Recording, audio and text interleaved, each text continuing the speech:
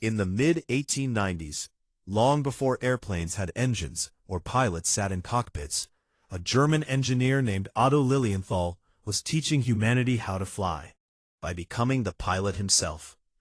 Photographs of Lilienthal in mid-flight around 1895 show him suspended beneath a winged glider, soaring like a human bird over the hills near Berlin.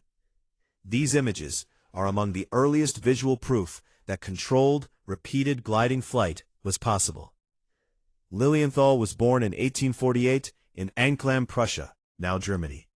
From a young age, he was fascinated by birds. He didn't just admire them, he studied them scientifically. He carefully measured wing shapes, curvature, and how birds used air currents to stay aloft. His research led him to a crucial insight. Curved wings create more lift than flat surfaces. This discovery became a foundation of modern aerodynamics.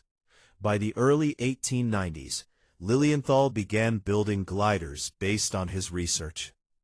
Unlike earlier experimenters who relied on guesswork, he approached flight as an engineer and scientist.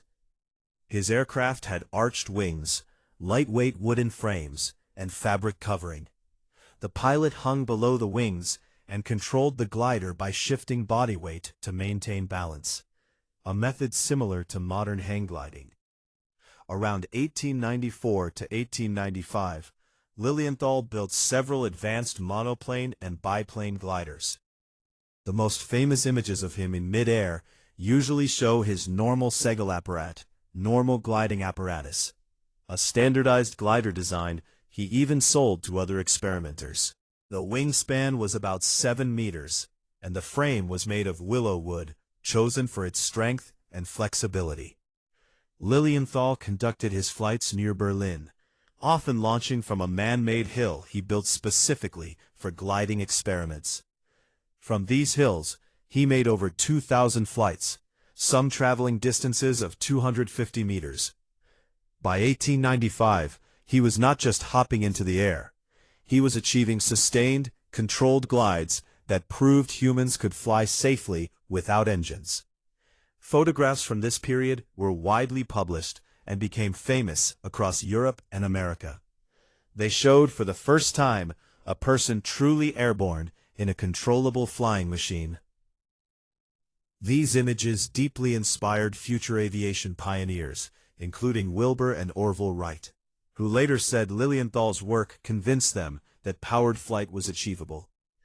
Lilienthal's greatest contribution wasn't just flying. It was proving that systematic experimentation could solve the problem of flight. He recorded data from each glide, studied stability, and refined wing designs.